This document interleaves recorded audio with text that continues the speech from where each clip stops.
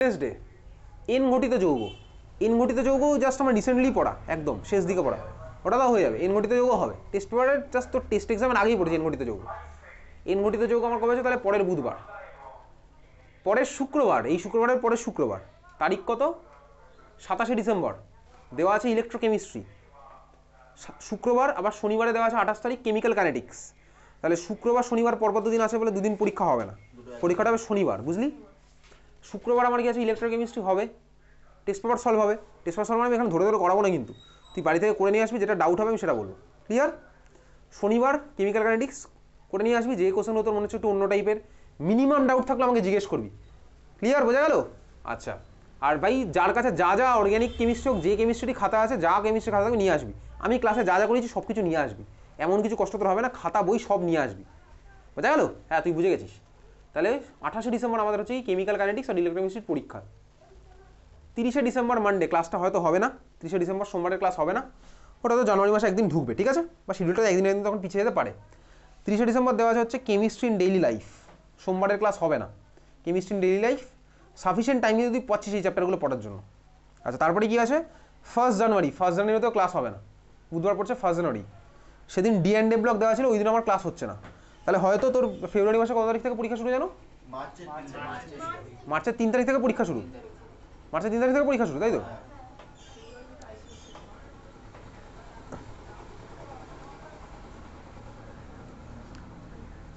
মার্চের 3 তারিখ আমাদের টোটাল ক্লাস জানুয়ারির অবধি হওয়ার কথা, টোটাল 78খানাই ক্লাস হবে, ঠিক আছে? আচ্ছা, তাহলে তো ভাই এইটা শিডিউলটা তো একটু রিল্যাক্স করলে হয়ে যায়। ফেব্রুয়ারি মাসের, হ্যাঁ ফেব্রুয়ারি মাসের 10 তারিখ অবধি পড়তে আসতে পারবি? আমি ফেব্রুয়ারি মাসের টাকা নেবো না, সোজা কথা। ফেব্রুয়ারি মাসের 10 তারিখ অবধি পড়তে আসতে পারবি? অসুবিধা তো নেই। ফেব্রুয়ারি মাসের 10 যদি পড়তে আসতে পারিস তাহলে শিডিউলটা এতটাও কঠিন করা দরকার নেই, তাহলে রিল্যাক্স করে একটু পিছিয়ে যাওয়া যায়, ঠিক আছে? তো মার্চের 3 তারিখ থেকে পরীক্ষা, তাহলে আমি শিডিউলটা একটা একটা করে পিছিয়ে দেবো, ঠিক আছে? তাহলে কিন্তু আর ভাই প্রত্যেকদিন পরীক্ষা হবে, তাহলে প্রত্যেকদিন পরীক্ষা, হয়তো শুক্রবারের ক্লাসগুলো আমি আর বন্ধ করে দিচ্ছি, তাহলে সোম বুধ আর হয়তো শনি হবে। শুক্রবার দুখানা বন্ধ করে দিলে আমার ভাই ওদিকে ফেব্রুয়ারিতে প্রথম দিকে দুখানা অ্যাডজাস্ট হয়ে যাবে। চ্যাপ্টার আমার সেমই থাকবে এবার, তাহলে যা আছে পি ব্লক আর বায়োমলিকুলস আমি জাস্ট ইন্টারচেঞ্জ করে দেবো, আর ডেটটা আমি একদিন একদিন করে তাহলে পিছিয়ে দিচ্ছি। আর 29 তারিখ যেটা বললাম তোকে, 27 তারিখ আর 1 তারিখ, সরি 30 তারিখ আর 1 তারিখ ক্লাস হবে না, ওই দুখানে আমি তাহলে ম্যানেজ করে আমি দেখছি কবে কী করা যায়। বোঝা গেছে? তাহলে হয়তো ভাই সোমবার বুধবার আর শনিবার এই 3 দিনই চলবে, তাহলে তুই বুঝে গেছিস। ওকে, তাহলে আমাদের জানুয়ারি মাস অবধি ক্লাস হবে, মানে জানুয়ারি অবধি 8টা করে যেরকম ক্লাস হতো ওরকম ক্লাস চলবে। টোটাল 78খানা ক্লাস শিডিউলে দেওয়া ছিল, ওই আমাদের চাচ্ছে, ঠিক আছে? 78খানা ক্লাস আমার ফেব্রুয়ারির প্রথম হয়তো 10 দিন হয়তো চলতে পারে, ঠিক আছে? আচ্ছা চল, এইবারে চলে যাওয়া হচ্ছে আমি পরেরটা, তাহলে বইয়ের মধ্যে ফিরায়। তাহলে শনি রবির গল্প কিন্তু আর নেই, শুক্র শনির গল্প নেই, বোঝা গেছে? চল দেখ, ওই ছকের নিচে দেখ লেখা আছে সল। সল কাকে বলে? মার্ক করে ফেল, সল কাকে বলে। দেখ লেখা আছে যে সমস্ত কোলয়েড সিস্টেমে বিস্তৃত দশা কঠিন, ও তো ভাই ওর উপরেও মার্ক করলাম, এখানেও মার্ক করলাম। সল আমার কাকে বলে বোঝা গেল? কার মধ্যে ভাই? কঠিনে যখন আমি কাকে অ্যাড করি, সরি তরলের মধ্যে যখন আমি অ্যাড করি কঠিন, তাকে আমার কি বলে বলতো? সল। তরলের মধ্যে আমি কঠিন অ্যাড করলাম, ওটা হচ্ছে আমার সল। এবার এখানে দ্রাবক আর দ্রাব লিখলে আমার হবে না, লিখতে হবে কি বিস্তার মাধ্যম আর বিস্তৃত দশা। আমি পরীক্ষার সময় যখন যাচ্ছি আমি মনে রেখে যাচ্ছি কি, ও দ্রাবক মানে বিস্তার মাধ্যম, দ্রাব মানে বিস্তৃত দশা। তাহলে ভাই যখন আমি তরলের মধ্যে কঠিন অ্যাড করলাম, তাহলে তরল আমার হবে কি ভাই? বিস্তার মাধ্যম, আর বিস্তৃত দশা যখন আমার হচ্ছে কঠিন, তখন ওটা আমি কি বলবো? সল, আমি ওটাকে বলবো, বুঝলি? তুই বুঝে গেছিস সল, তাহলে হচ্ছে আমার ওটাকে বলছে। তাহলে সলের ডেফিনেশন আমি পড়লাম এখান থেকে। এইবারে সলের মধ্যে চলে যা, তার মধ্যে চলে যাবি এরোসল। এরোসল কি পড়বো? কিছুই না, উদাহরণ কঠিন এরোসল, এ তো আগেও মনে হয় মার্ক করলাম। তারপরটা দেখ তরল এরোসল, কুয়াশা মেঘ, এটা আগেও মনে হয় মার্ক করলাম। তারপরে জেল, জেলের ওর মধ্যেই ছিল জেল, কোনটা কি হয়? বিস্তার দশা তরল, বিস্তার মাধ্যম কঠিন। জেলের উদাহরণ জিলেটিন, দেখতে পাচ্ছিস? এগার এগার, এগার এগার তুই বায়োলজিতে পড়েছিলি তাই না? এগার এগার নামটা তুই বায়োলজিতে শুনেছিলি, এগার এগার বা এলগি এগুলো তুই বায়োলজিতে শুনেছিস। এগার এগার টার্মটা তুই ক্লাস 12-এ আরও এক জায়গাতে শুনেছিস, বলতে পারি কোথায় শুনেছিস? ইলেকট্রোকেমিস্ট্রি। কোথায় ইউজ করতে বলতো? বল বল, ঠিকই বলছিস। ড্যানিয়েল সেলের কোথায়?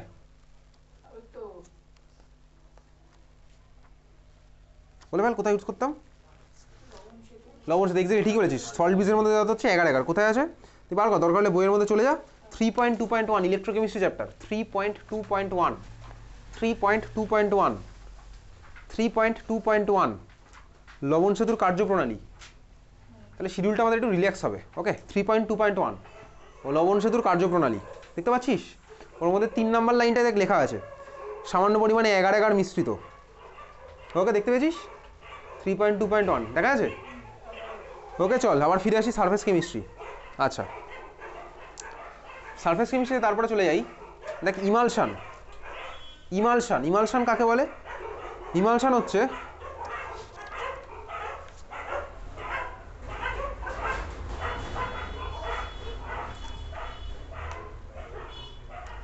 আচ্ছা, তোকে যদি পরীক্ষাতে জিজ্ঞাসা করেন ইমালশন বলতে কি বোঝো, তুই সিম্পলি দেখ আগের পেজে তুই তো এই ছকটা পরীক্ষা মুখস্থ করে গেছিস পরীক্ষার সময়, এই ছকটা তোকে মুখস্থ করে যেতে হবে। এর মধ্যে দেখ সবকটা লেখা আছে, তুই বলবি ভাই কি বলবি ইমালশন মানে কি, যেখানে বিস্তার মাধ্যম তরল বিস্তৃত দশা তরল, তাকে বলে হচ্ছে আমার কি ইমালশন। এটা লিখলেই তুই নাম্বার পেয়ে যাবি, হাফ হাফ করে থাকবে বিস্তার মাধ্যম আর বিস্তৃত দশা লেখার জন্য। আচ্ছা, এইবারে ফোম আছে তারপরেরটা, এখান থেকে উচ্চ মাধ্যমিকে 2019 কিন্তু কোশ্চেন এসছে। ফোম পরেরটা দেখ, ইমালশনের পরেরটা আছে ফোম। ফোমের মধ্যে বিস্তৃত দশা গ্যাস আমি জানি, ফোম হচ্ছে বিস্তৃত দশা গ্যাস, আগের পেজে গেলেই দেখতে পেয়ে যাবো, এখানেও লেখা আছে। আচ্ছা, এইবারে দেখ ফোমের মধ্যে দুখানা আছে, দু প্রকার দেখতে পাচ্ছি, একটা হচ্ছে কঠিন ফোম আর একটা হচ্ছে তরল ফোম। কঠিন ফোমের এক্সাম্পল ওই কেক, কেক খাচ্ছিস তুই দোকান থেকে কিনে খিদে পেলে। আর দু নম্বর হচ্ছে দেখ তরল ফোম, সাবানের ফেনা। এই কোশ্চেনে কিন্তু 2019 এসেছিল। ক্লিয়ার, বোঝা গেল? চল তোকে জিজ্ঞেস করে ভাই কোনটা কি হবে, কোনটা বিস্তার মাধ্যম কি বিস্তৃত দশা কি, বোঝা গেছে? চল বুঝে গেছি। এইবারে দেখ আমি এখন আসবো কোথায়, কোলয়েড। কোলয়েডের শ্রেণীবিভাগ আবার, তার মধ্যে দুটো টাইপের কোলয়েড আমার তোর আছে, দেখ লেখা আছে বিস্তার মাধ্যমের প্রতি বিস্তৃত দশার আসক্তি অনুযায়ী কোলয়েডের শ্রেণীবিন্যাস। বিস্তার মাধ্যমের প্রতি তার মানে কি দ্রাবকের প্রতি, সোজা কথা। বিস্তৃত মাধ্যম মানে কি, সরি বিস্তার মাধ্যম মানে হচ্ছে আমার দ্রাবক, তাহলে দ্রাবকের প্রতি দ্রাবের আসক্তি অনুযায়ী কোলয়েডের শ্রেণীবিন্যাস। সোজা ভাষায় বললে এটা হয়, কিন্তু আমি এটাকে ভাই ঘুরিয়ে পেয়েছি ওইভাবে লিখবো। এইবারে আকর্ষণ বিকর্ষণ কীরকম হতে পারে, এটা আমি তোকে সলিউশন চ্যাপ্টারেও বলেছিলাম। দেখ সোজা কথা, তার আমি কি করছি, আমার কাছে তোর আছে হচ্ছে ভাই দ্রাবক, দ্রাবকের মধ্যে আমি অ্যাড করলাম তো দ্রাবক। দ্রাবকটা যদি আমার পোলার হয়, তাহলে আমি দ্রাবক নিলাম জল। জলে আমার কারা ডিজলভ হয় বলতো, যারা পোলার। যারা পোলার তারা ভাই আমার জলে ডিজলভ হয়, জানি ভাই যারা পোলার তারা জলে ডিজলভ হয়। কেন? কারণ জল হচ্ছে পোলার, আর যারা পোলার তারা আমার পোলারে ডিজলভ হবে। এটাকে আমার কি বলে বলতো, লাইক ডিজলভস লাইক, তাই না? যে পোলার সে আমার পোলারে ডিজলভ হবে। আর ধর আমার ভাই জল হচ্ছে ধর পোলার, এবার ধর আমি এর মধ্যে দিলাম হাইড্রোকার্বন। হাইড্রোকার্বন আমার সব ভাই নন পোলার পার্ট, কেউই নেই হাইড্রোকার্বনের মধ্যে, শুধুমাত্র কার্বন আছে আর হাইড্রোজেন আছে, সবাই নন পোলার পার্ট। তাহলে দেখ নন পোলার তো আমার ভাই পোলারে ডিজলভ হয় না। এবার তাহলে নন পোলার কথা হবে, নন পোলারে হবে। নন পোলার আমার নন পোলার হবে, হেক্সেনে হতে পারে, বেনজিনে হতে পারে, ঠিক আছে? ওটা আমার হচ্ছে ধর আমি তোকে বললাম হেক্সেন। হেক্সেন কোথায় ডিজলভ হবে? হেক্সেন আমার বেনজিনের মধ্যে ডিজলভ হবে, কারণ বেনজিনের মধ্যে আমার পোলারিটি নেই, বেনজিনের পোলারিটি আমার 0। তার মানে সোজা কথা ভাই পোলার আমার পোলারে হয়, নন পোলার আমার নন পোলারে হয়। এখন তোর বইতে যেগুলো আছে হচ্ছে ভাই এখানে আমি দ্রাবক হিসেবে, মানে কোলয়েড সিস্টেম যেহেতু, তাহলে দ্রাবক বলাটা আমার ভুল। বিস্তার মাধ্যম হিসেবে আমি জলকে ইউজ করবো, বুঝতে পেরেছিস? বিস্তার মাধ্যম হিসেবে আমি কাকে ইউজ করবো? জল।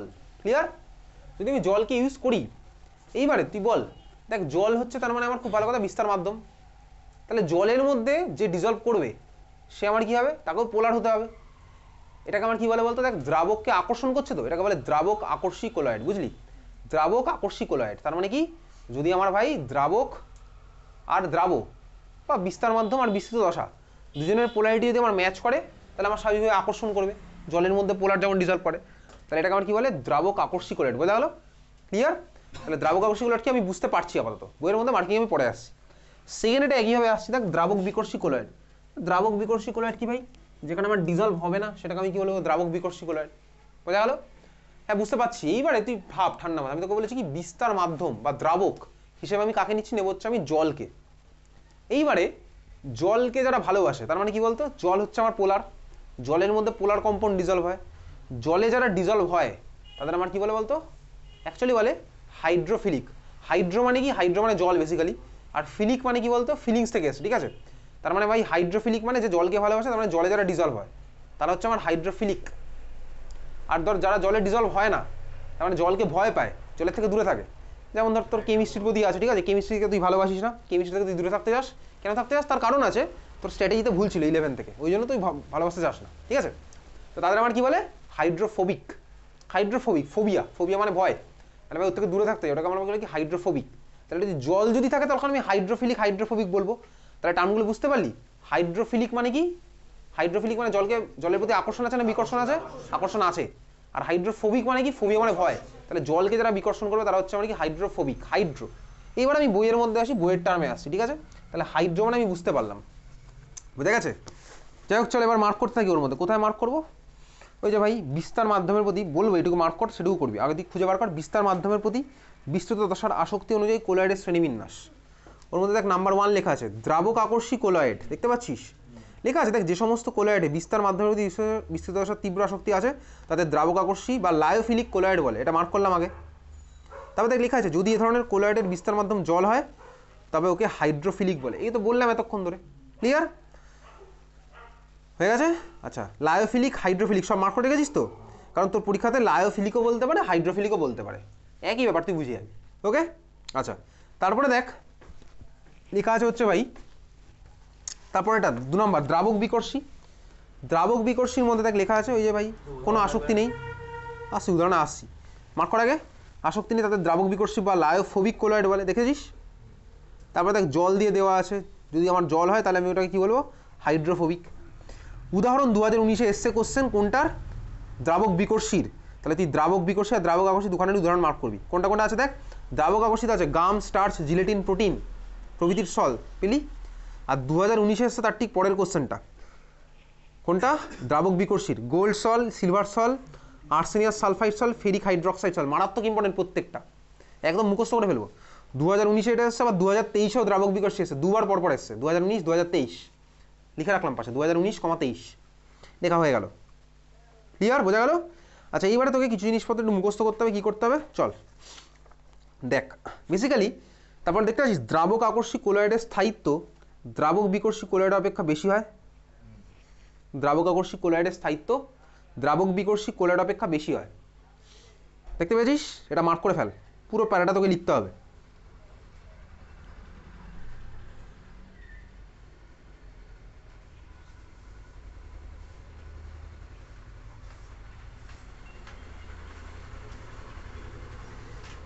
টার্মগুলো তো আমি পরে আসছি, কোন কোন টার্ম এখনো পড়বো সেগুলো তো আমি পরে আসছি। তারপরে দেখ প্যারা চেঞ্জ করে আরও একটা নতুন স্টার্ট হলো, দ্রাবক বিকর্ষী দ্রাবক আকর্ষী কোলয়েড পরাবর্ত প্রকৃতির। পরাবর্ত মানে কি লিখে রাখ? রিভার্সেবল। দ্রাবক আকর্ষী কোলয়েড পরাবর্ত প্রকৃতির, পরাবর্ত মানে কি? রিভার্সেবল। কমা দিয়ে দেখ লেখা আছে প্রকৃতির, কিন্তু দ্রাবক বিকর্ষী কোলয়েড অপরাবর্ত প্রকৃতির। অপরাবর্ত মানে কি? ইরিভার্সেবল। এগুলো এখন অব্দি উচ্চ মাধ্যমিক আসেনি, বাট টেস্ট পেপারে এসছে কিন্তু এই কোশ্চেনগুলো। ব্যাখ্যা করতে দেবে, 2 নম্বরের ব্যাখ্যা তোকে ওটা লিখে ফেলতে হবে, একবার পড়লেই তুই বুঝে যাবে। আমি আসছি ওই পার্টে। আচ্ছা তারপরে দেখ উচ্চ মাধ্যমিকে এবার পরের কোশ্চেন এসছে, সেটা কি?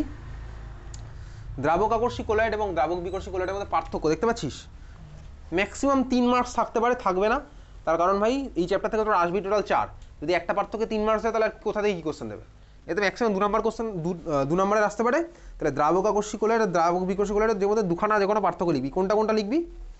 সবচেয়ে ভালো হচ্ছে,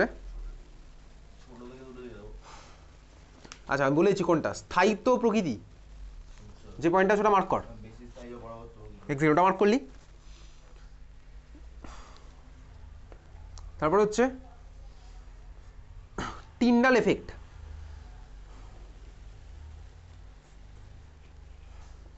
মার্ক করেছিস? আচ্ছা তারপর হচ্ছে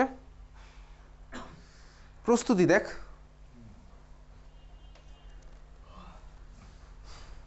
আর উদাহরণ তো আমি জানি, উদাহরণ কোনোদিনও পার্থক্য কিন্তু নয়, উদাহরণ দিয়ে কোনোদিনও পার্থক্য লেখা যায় না, জানিস তো, এটা জানিস। আচ্ছা আরেকটা ব্যাপার হচ্ছে কি টিন্ডাল এফেক্ট, এটা তুই ক্লাস 9-এ পড়েছিলি মনে আছে? টিন্ডাল এফেক্ট, ব্রাউনিয়ান মোশন, ব্রাউনীয় গতি, এগুলো ছিল ক্লাস 9-এ। টিন্ডাল এফেক্ট কি পড়েছিলি? ব্রাউনীয় গতি পড়েছিলি হচ্ছে, হ্যাঁ ফিজিক্সে পড়েছিল, সব ছিল এগুলো। টিন্ডাল এফেক্ট মানে ছিল হচ্ছে, আমি তোকে বলছি আর সিম্পলি, ধর তোর কাছে একটা সলিউশন আছে, ধর দুধ আছে, ঠিক আছে। এবার তুই কী করলি, এক সাইড থেকে ধর টর্চ মারলি কি ওর মধ্যে দেখতে পাবি ওর মধ্যে দিয়ে টর্চের আলোটা যাচ্ছে? যাবে না, যায় না, তাই না? এটা ছিল টিন্ডাল এফেক্ট, এগুলো পড়েছিলাম ক্লাস ফিজিক্সেও মনে পড়েছি এই জিনিসগুলো, ফিজিক্সে আছেই, সিলেবাসের মধ্যে আছে। ব্রাউনিয়ান মোশনও ছিল না এরকম। ব্রাউনিয়ান মোশন কি ছিল? এটা তোর ভাই কন্টেনারের মধ্যে জল আছে, কালির ফোঁটা ফেলি, দেখবি পুরো সলিউশন আস্তে আস্তে ছুটোছুটি করছে, তারপর হচ্ছে মিশে গেল পুরোটা। সিমিলারলি শীতকালে ধরো ওই যে সূর্যের আলো আসছে, তুই দেখছিস ধুলো কণাগুলো ছুটে বেড়াচ্ছে, এগুলো সব ব্রাউনিয়ান মোশন ছিল, আবার তোকে পড়তে হবে এখানে, নতুন করে কিছু পড়ার নেই ওখানে। আচ্ছা, তো এইবারে যাই হোক, এখান থেকে কিন্তু দ্রাবক আকর্ষী গোলকের স্থায়িত্ব যেটা ছিল দুখানা মার্ক করলাম, যেগুলো তুই পড়ছিস ওগুলো টেস্ট পেপারে আছে। আচ্ছা, এইবারে যাই তারপরেরটা,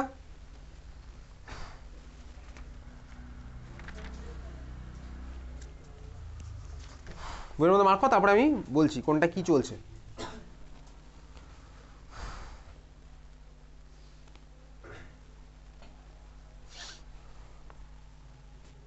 আচ্ছা চল, খাতার মধ্যে এবার দেখতে পারি বা বইয়ের মধ্যে দেখছি।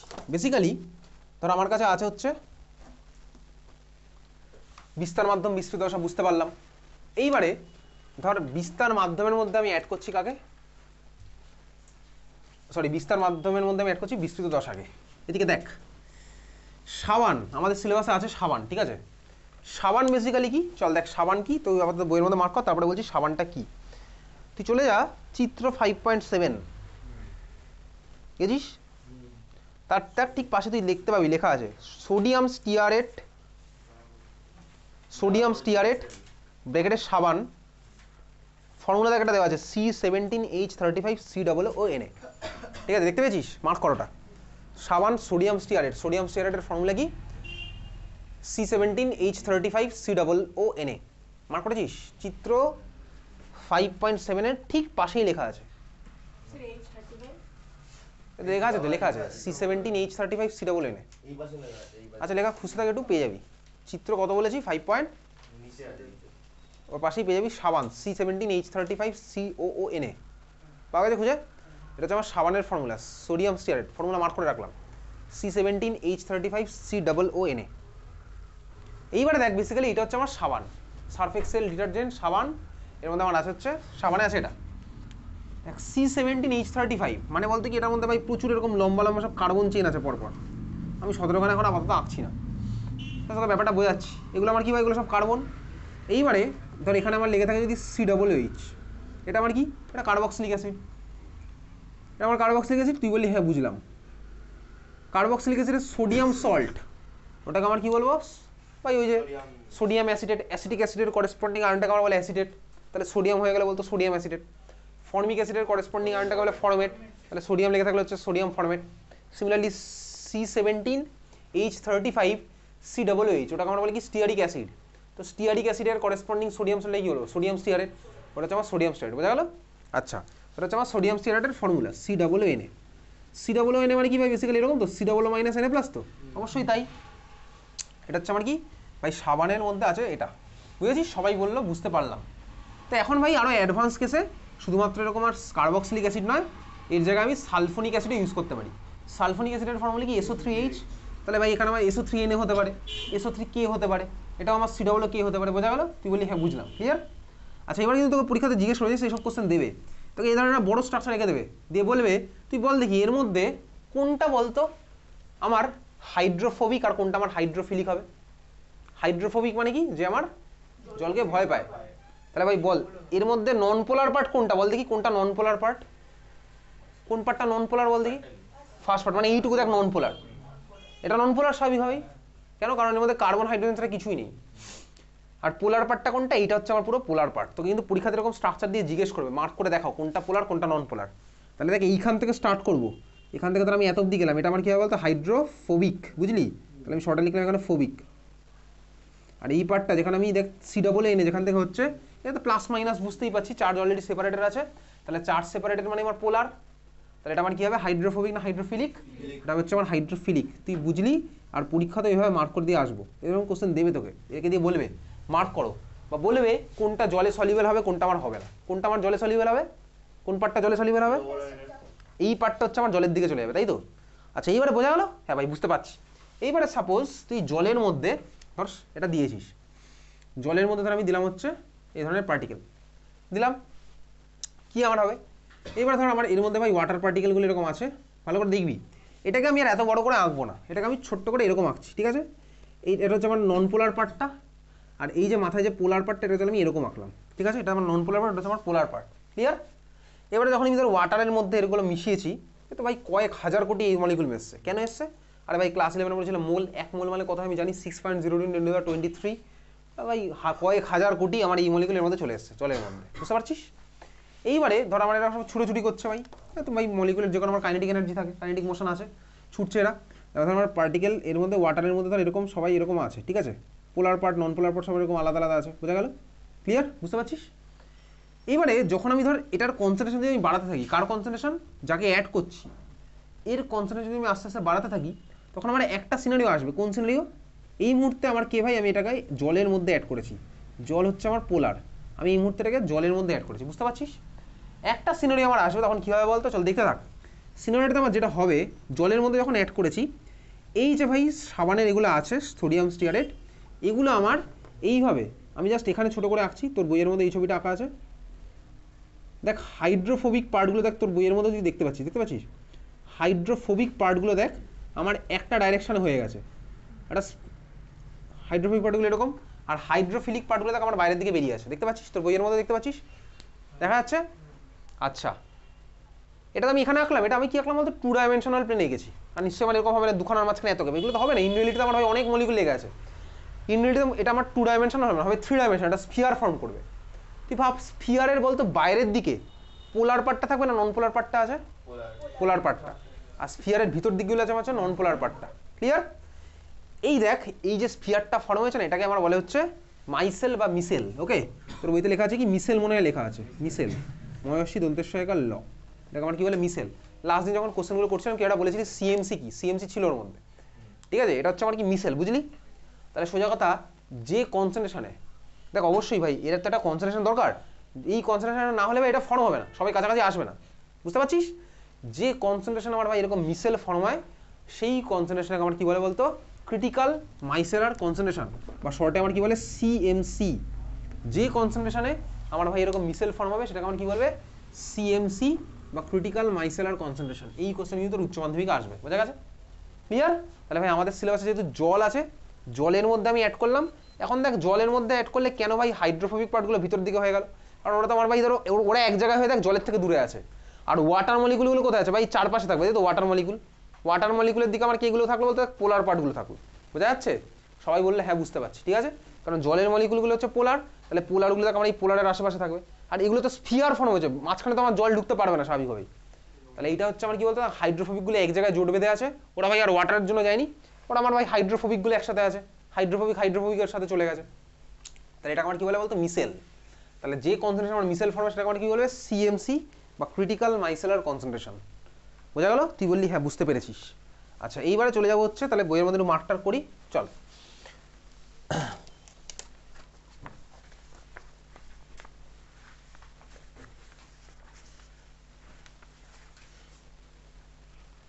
দেখো ওই চিত্র 5.7 এর ঠিক নিচে কোথাও লেখা আছে সিএমসির সংজ্ঞা, মার্ক করে ফেল। সংকট মিশেলীকরণ গারত্ব লেখা আছে না? সিএমসি সংজ্ঞা মার্ক করে ফেলি, ভালো করে মুখস্থ হয়ে গেল তোর, ঠিক আছে? তারপরে দেখ ক্র্যাফট উষ্ণতা, যে উষ্ণতার ঊর্ধ্বে মিশেল গঠিত হয় তাকে ক্র্যাফট উষ্ণতা বলে। কোনো একটা স্কুলে দেখলাম দিয়েছিল, এইবার ওই টেস্ট কোশ্চেন, ঠিক আছে? ক্র্যাফট উষ্ণতা কি হয়েছে? আচ্ছা, তো মিশেল কাকে বলে এই কোশ্চেন তো এখন অবধি পড়িনি, সিএমসি কাকে বলে পড়লাম। সিএমসি কি আর মিশেল কাকে বলে দুখানে কিন্তু আলাদা কোশ্চেন। মিশেল কাকে বলে দেখ সেটা আবার সিএমসি ডেফিনেশনের উপরে দেখ লেখা আছে, চলতে দেখ পেয়ে যাবি, দেখ লেখা আছে একটি নির্দিষ্ট গাঢ়ত্বের উপরে, যেখান থেকে বলছি সেখান থেকে মার্ক কর। দেখ একটি নির্দিষ্ট গাঢ়ত্বের উপরে হাইড্রোকার্বন শৃঙ্খলযুক্ত আয়নগুলি জোটবদ্ধ হয়ে গোলকের আকার ধারণ করে এবং কোলয়েড কণার আকার প্রাপ্ত হয়, জোটবদ্ধ আয়নগুলির এই সমবায়কে মিশেল বলে। বোঝা গেল? বুঝেছিস? মার্ক করেছি এত অবধি মিশেল কাকে বলে? তোর বইতে যে ছবিটা দেওয়া আছে না ওটা জলের মধ্যে দেওয়া আছে। যদি আমি তাকে এখানে জলের জায়গায় কেরোসিন দিতাম, কেরোসিন কিন্তু আমার নন পোলার, কেরোসিন মানে আমার হাইড্রোকার্বন। কেরোসিন দিলেও কি এটা এইভাবে ফর্ম হতো? কেরোসিন দিলে কীভাবে ফর্ম হতো বলতো? পুরো দেশে উল্টো হয়ে যেত, ওয়াটারের মানে পোলার পার্টগুলো তখন ভিতরে ঢুকে যেত আর নন পোলারগুলো চলে যেত বাইরে। তোর বইতে তাকে একটা জলে দ্রবীভূত করে দিয়েছে, কেন? ওই যে ছবির পাশে না যেখানে তুই C17H35C লিখেছিলি, দেখ পাশে লেখা আছে জলে দ্রবীভূত অবস্থায়, দেখ দেখ জলে দ্রবীভূত করলে লেখা আছে, পাওয়া গেলে খুঁজে। আচ্ছা দেখ তার ঠিক নিচে একটা মার্ক করতে পারিস, মার্ক কর, ওই জলে দ্রবীভূত মার্ক করলাম, C17H35C ওখানে জলে দ্রবীভূতটা মার্ক করলাম। করেছিস সবাই? সবাই বললে হ্যাঁ করেছি। তারপরে দেখ লেখা আছে স্টিয়ারেট আয়নের হাইড্রোকার্বন অংশ C17H35 জল বিকর্ষী, কিন্তু আয়নীয় অংশ জল আকর্ষী। মার্ক করেছিস? সবাই মার্ক করেছে। এখান থেকে কিন্তু কোশ্চেন আসবে। তোকে চাইলে ভাই এরকম ছবি দিয়েও কোশ্চেন করতে পারে। তুই যে সার্কেলটা আমাকে পাঠিয়েছিলি না, ওই সার্কেলটা আমি কদিন পরে করতাম। একটা সার্কেল পাঠিয়েছিলি মনে আছে, একটা চক্র কদিন পরে করতাম, দুখানা চাকা থাকবে ওখানে, এইদিকে একটা চাকা গাড়ির চাকার মধ্যে, এইদিকে একটা চাকা ওইদিকে একটা চাকা, দুখানা চাকার মধ্যে আবার রিলেশন আছে, ওটা হবে। ঠিক আছে, চলে যাচ্ছে পরেরটা।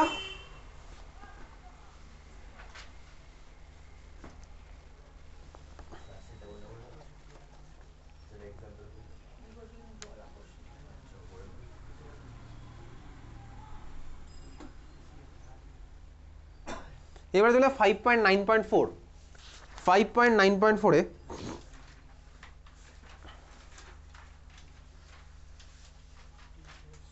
আচ্ছা একটা জিনিস আসছি, 5.9.4-এ আসছি, তার একটা জিনিস মিস করে গেছি মার্ক করতে। ওই চিত্র 5.7 আমার ফিরে আস। তার উপরে দেখ লেখা আছে বিস্তৃত দশার প্রকৃতি অনুযায়ী কোলাইডের শ্রেণী। আমি বলবো কোনটা মার্ক করতে হবে, সেটাও করবি। বিস্তৃত দশার প্রকৃতি অনুযায়ী কোলাইডের শ্রেণীবিন্যাস আছে। ওর মধ্যে নাম্বার 1 আছে বহু অনুসম্মিলিত কোলাইড, মাল্টিমলিকুলার কোলাইড।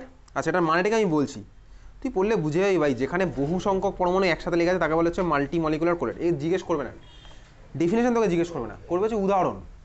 মাল্টিমলিকুলার কোলাইড বা বহু অনুসম্মিলিত কোলাইডের মধ্যে দেখ উদাহরণে পাবি গোল্ড সল, এটা কিন্তু জিজ্ঞেস করে। গোল্ড সল আর হচ্ছে দেখ সালফার সল, ভালো করে মার্ক করে রাখ। করলাম? আচ্ছা সেকেন্ড এটা দেখ বৃহদাণবিক কোলাইড বা macromolecular. Example starch, protein, gelatin, albumin. এগুলো একমাত্র ওয়েস্ট বেঙ্গল বোর্ড স্টুডেন্টদের ভালোবাসে বলে এই জিনিসগুলো এক্সট্রা পড়তে বলেছে। ঠিক আছে, কেউ কাউকে ভালোবাসলে এক্সট্রা জিনিস করে না, সেগুলো তোকে বোর্ড তোর প্রতি করছে এই জিনিসগুলো। ঠিক আছে, সংজ্ঞা টঙ্গা লাগবে না ভাই, সংজ্ঞা এখন অব্দি উচ্চ মাধ্যমিকে জিজ্ঞেস করেনি।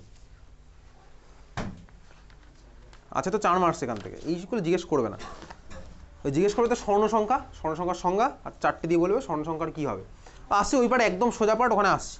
আচ্ছা এবার চলে যাবে 5.9.4 পৃষ্ঠতল সক্রিয় পদার্থ। একদম সোজা এই পার্টগুলো দেখে মনে হচ্ছে কি না কি আছে। তোর বইটা দেখে ভয় লাগতে পারে, কিন্তু বই দেখেও ভয় পাওয়ার কিছু নেই, কারণ চ্যাপ্টার যা আছে সব কিছু তোর সিলেবাসেই নেই, যেই বা নিটেও নেই, কোথাওই নেই অ্যাকচুয়ালি। ব্যাপারটা হচ্ছে ভাই এই বইটা না সব কটা বই খামচে লেখা, তো এদিক থেকে কিছুটা খাবলেছে, এদিক থেকে কিছুটা খাবলেছে, সব কিছু একসাথে দিয়ে একটা ভয়ঙ্কর ব্যাপার হয়েছে। তো বই দেখে ভয় পাওয়ার কিছু নেই, যেটুকু মার্ক করছি সেটুকু পড়লে সাফিসিয়েন্ট। আমি তোকে দেখিয়ে দিতে পারবো লাস্ট কয়েক বছরের কোশ্চেন পুরো কমন এখানে, কদিন পরে যখন প্রিভিয়াস ইয়ার কোশ্চেন করবো তখন। যাই হোক চল 5.9.4 পৃষ্ঠতল সক্রিয় পদার্থ। ওর মধ্যে সংজ্ঞার ফার্স্ট লাইনটা বুঝতে পারলি, পৃষ্ঠতল হ্রাস পেয়ে যাবে, তাকে বলেছে আমার পৃষ্ঠতল সক্রিয় পদার্থ, ব্যাস সাফিসিয়েন্ট। আচ্ছা এইবারে কিছু জিনিস তোকে মনে রাখতে হবে। 5.9.4 এর মধ্যে আছে না, কত নম্বর আছে? ওকে 5.10.4 বার কর। পৃষ্ঠতল সক্রিয় পদার্থের সংজ্ঞা ফার্স্ট লাইনটা, যে সমস্ত যৌগকে কোনো তরলে দ্রবীভূত করলে উক্ত তরলের পৃষ্ঠটান হ্রাস পায়। পেয়েছিস? পাওয়া গেছে? আচ্ছা এইবারে উদাহরণ কতগুলো পড়তে হবে দেখ। তার মধ্যে আছে অ্যানায়নিক পৃষ্ঠতল সক্রিয় যৌগ। অ্যানায়নিক পৃষ্ঠতল সক্রিয় যৌগ এক্সাম্পল আমি যেগুলো বলছি সেগুলো পড়িস। সোডিয়াম স্টিয়ারেট, আমি অলরেডি ফর্মুলা মুখস্থ হয়ে গেছে। সোডিয়াম স্টিয়ারেট স্ট্রাকচার দেখ, এখানেও দেখ আর অতগুলো আঁকেনি, ও ভাই নর্মালি এরকম করে দিয়েছে, তাহলে মনে থাকবে তো সোডিয়াম স্টিয়ারেটের ফর্মুলা মনে আছে। উদাহরণের মধ্যে সেকেন্ড দেখ আরেকটা আছে sodium lauryl sulphate, actually SLS বলে ওটাকে শর্টে। আরও একটা আছে হচ্ছে এসডিএস, সোডিয়াম ডোডেসাইল সালফেট। এসডিএস কিন্তু ভয়ঙ্কর ইম্পর্টেন্ট, এসডিএস আমাদের সিলেবাসে যদিও নেই, যেই বানিটা আছে এসডিএস পেজ, এগুলো দিয়ে অনেক কিছু কাজ হয়। ঠিক আছে, এটা হচ্ছে আমার SLS sodium lauryl sulphate, formula মনে রাখলাম C12H25OSO3Na। ঠিক আছে, এসডিএস নেই, এসডিএস লাগবে না, যেই বা নিটে আছে। তারপরে দেখ ক্যাটায়নিক পৃষ্ঠতল সক্রিয় যৌগ, প্রত্যেকটা কোশ্চেন কিন্তু উচ্চ মাধ্যমিক আসে এখান থেকে, তোকে জিজ্ঞেস করবে উদাহরণ, আর এগুলো আসবে এমসিকিউ এর মধ্যে। যেগুলো বলছি সেগুলো মার্ক কর সাফিসিয়েন্ট। ক্যাটায়নিক পৃষ্ঠতল সক্রিয় যৌগ দেখো ওর মধ্যে একটা আছে, দেখতে পাচ্ছিস কোনটা ভাই? সিটাইল ট্রাইমিথাইল অ্যামোনিয়াম ক্লোরাইড আর সিটাইল পিরিডিনিয়াম ক্লোরাইড। বলছি কি পড়তে হবে ওর মধ্যে, তুই ভাই সিটাইল পিরিডিনিয়াম ক্লোরাইডটার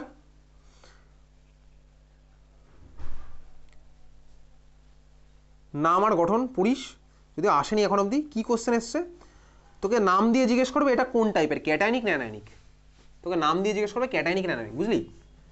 এই কথা আমি কিছুক্ষণ পরে দেখিয়ে দেবো টেস্ট পরে, বোঝা গেল? তা তুই যখনই দেখবি না সিটাইল লেখা আছে ওকে তুই ভাই ঢুকিয়ে দিবি ক্যাটায়নিকের মধ্যে, ব্যাস হয়ে গেল। সিটাইল দেখলেই তুই ক্যাটায়নিকে ঢুকিয়ে দে। আর যখনই দেখবি অ্যাসিডের সল্ট মানে সোডিয়াম স্টিয়ারেট বা দেখো দিকে হচ্ছে আমার কী ছিল লরিক অ্যাসিডের করেসপন্ডিং সল্ট লরাইল সালফেট, ওরা হলেই ভাই ওরা আমার চলে যাচ্ছে কোথায় বলতো, সিম্পল অ্যানায়নিকের মধ্যে। ওকে, আচ্ছা চল তারপরে চলে যাই পরেরটা।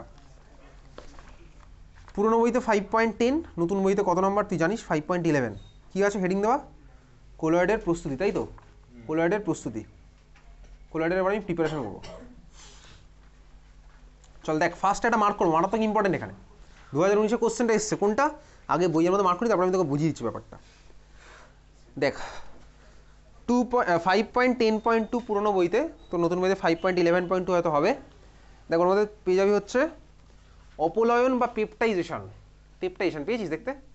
পেপটাইজেশন সংজ্ঞা মার্ক কর, কতটা আছে দেখ। যে পদ্ধতিতে কোনো সদ্য প্রস্তুত অধক্ষেপ, অধক্ষেপ মানে কি বলতো, প্রেসিপিটেট, প্রেসিপিটেট মানে অধক্ষেপ, ঠিক আছে? যে পদ্ধতিতে কোনো সদ্য প্রস্তুত অধক্ষেপের বড় কণাগুলিকে অন্য কোনো পদার্থের সাহায্যে বিচ্ছিন্ন করে কোলয়েডীয় কণায় রূপান্তরিত করা হয় তাকে অপলয়ন বা পেপটাইজেশন বলে। মানেটা আমি তোকে বুঝিয়ে দিচ্ছি, ছবির মতন ব্যাপারটা তুই বুঝবি, সংজ্ঞাটা কিন্তু তোকে পড়তে হবে। আর ব্যবহৃত অপর পদার্থটিকে অপলয়ক বা পেপটাইজিং এজেন্ট বলে। সদ্য প্রস্তুত অধক্ষেপের বড় কণাগুলিকে অন্য কোনো পদার্থের সাহায্যে বিচ্ছিন্ন করে কোলয়েডীয় কণায় রূপান্তরিত করে তাকে অপলয়ন বা পেপটাইজেশন বলে। তুই এবার ব্যাপারটা মনে মনে ইমাজিন কর, কীরকম হচ্ছে ব্যাপারটা, মনে মনে ইমাজিন করছি, ঠিক আছে? আচ্ছা ধর আমি যা সেটা, তুই তো স্কুলের ল্যাবে প্র্যাকটিক্যাল করেছিস, প্র্যাকটিক্যালে তুই প্রেসিপিটেট ফর্ম করেছিস, প্র্যাকটিক্যাল পরীক্ষা হয়ে গেছে।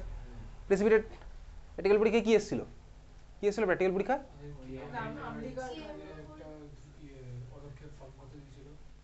তোদের স্ট্র্যাটিফিকেশন রিঅ্যাকশন দেয়নি কাউকে? কার্বক্সিলিক সনাতন, তাই তো?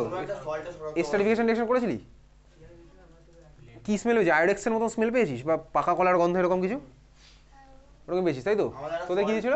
আমাদের সবাইকে আলাদা আলাদা স্যাম্পল দিয়েছে, কাউকে অ্যাসিড কাউকে সল্ট, এবার দিয়ে বোর্ডে কয়েকটা আম্লিক আর ক্ষারীয় মূলকের নাম লিখেছে, লিখে এবার বলছে যে এবার তোমরা মেশাও, মিশিয়ে এগুলোর মধ্যে কিছু আসবে। আচ্ছা কি এসছে তারপর অ্যানসার, অ্যানসার মিলেছে? আমার তো স্যার একটা এসছে সাদা কালার, একটা এসছে ওই অ্যালকোহলের মতো কালার, একটা মানে একটা মিলে দুটো। আর তোদের? আমারটা অ্যামোনিয়াম হাইড্রোক্সাইড। আমাদের লেড